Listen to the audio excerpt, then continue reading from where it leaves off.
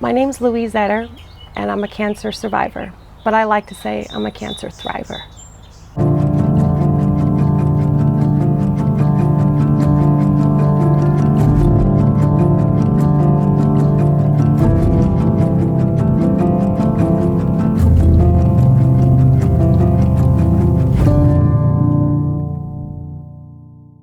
When I was 41, I was diagnosed with stage 4 colon cancer.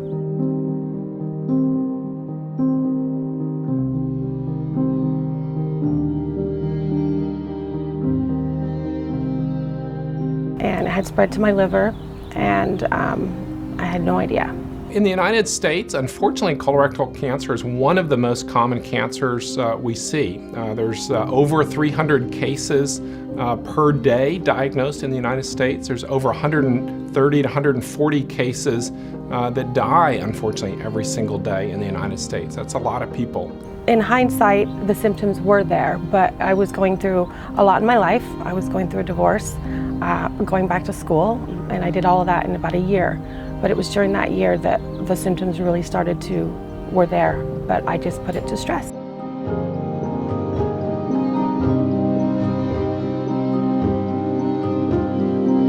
I'd completed my course in beauty school and esthetician school, and I'd opened up a studio with a dear friend of mine named Emma Yeager.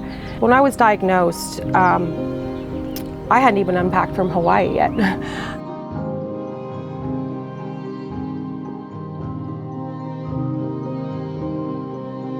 I went out, actually had plans to go to dinner, and I was working all day, and I just felt my stomach was just not feeling great, and I ended up going to the ER. And I never went back home after that. Whenever I went back home, I went and lived with my parents. And they took me in. And they gave me their master bedroom, and they said, "You're gonna stay here, and we're gonna get you better." Telling my kids that I had stage 4 cancer was really, really tough. In fact, my son played baseball, and it was his opening day for the season, and I was on the board, and I was supposed to be there to open up snack bar the next day, and I couldn't be there. When I found out my mom had cancer, I got taken out of school with me and my brother. My grandparents took us out, and I knew my mom wasn't well. She was at the hospital not feeling good. Her stomach was all messed up. She had bad aches. And I went and I found out, and I was almost like starstruck. Like I didn't know like how to really think about it at first, because it just happened so quick to where I didn't really have enough time to like fully take it in, you know? My son, Perry, he said, "Mom, I'm gonna shave my head for you." I didn't have to, because the type of cancer I got, by the grace of God, they have a chemo that doesn't make my hair fall out. So that's fine. I would have shaved I've had a shaved head before. I wouldn't have really cared, but. Troy and Tasha Vallon, they are dear friends of mine for 20 years. They introduced me to it, and they came into my hospital room and they said, "You know, Lou, I've known you for 20 years, and I know that you're not much for smoking weed or anything, but this is different." When I was in the hospital and Troy and Tasha came to me with these 1-to-1 ratio cannabis capsules, they told me that, you know, they were working with Rob Taft over at the Healing Plant of California. My parents were on board, my family was on board, and they said whatever it takes. So we did it, but I did Western medicine too. I'm doing chemotherapy, I'm doing maintenance chemo, but the cannabis is what's helping me get through it.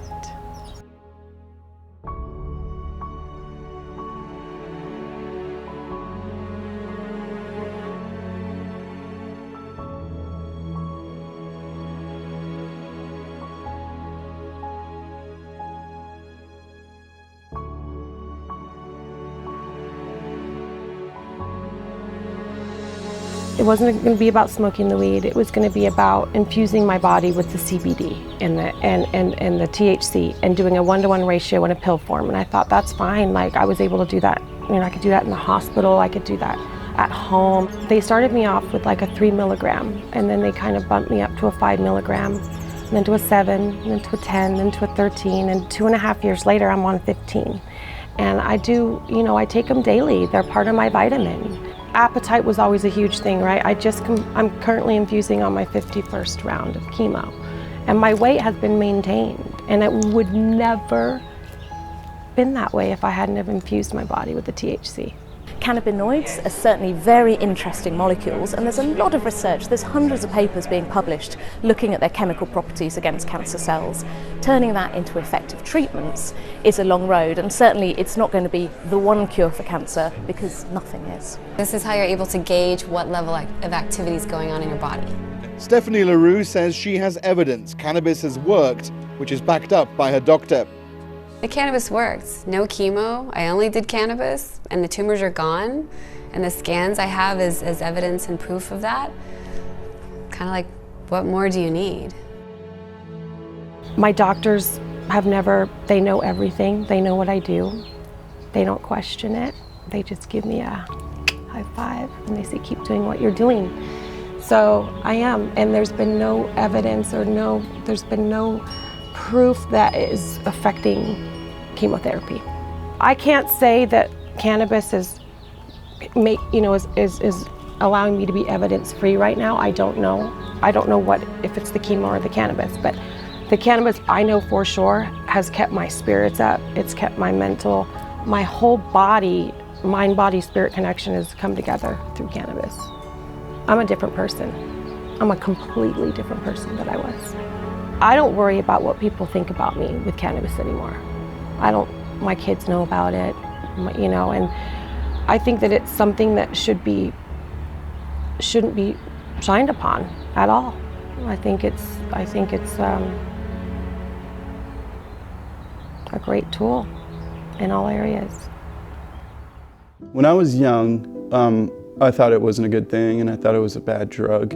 But I also learned more as I got older and matured more that it's a good medicine for you. And it's not only a drug to get you high. If you use it in the right way and for the right reasons, then it could help you a lot. Before my mom got sick, I knew people smoked cannabis just 'cause, but then I started realizing that there was more health benefits for it. I now have more respect for the plant, 100%. My kids have been so supportive. They've been so great. They see, they see me, they see all my ways that I, infuse cannabis into my life, and they don't judge at all. 2.5 years later, and still on this journey with cancer, my life I'm the happiest I've ever been. People are always asking me, how do you stay so happy? How do you stay so positive? How do you do it? I watched a movie when I first was diagnosed called Heal, and I don't know if any of you guys have seen that movie, but it's a good movie, and it's about mindset. It's about if you don't, your body hears what your mind thinks. It's a mind-body connection. It is. We all are, and I think that as long as you keep your positive spirit, it doesn't matter what your destination is going to be with the disease, but your journey will be more beautiful. You'll meet so many great people. Gratitude has been like my word of the year. So with more gratitude that you spread, the more return you get. And I've experienced that firsthand with so many of my clients and my friends. And it's interesting. It's really interesting what just being grateful could do. Cannabis has really improved the quality of my life in all areas. It's about the journey now. It's not about the destination anymore. I'm Louise Perry-Etter, and I just want to thank Patient Chronicles for letting me share this story.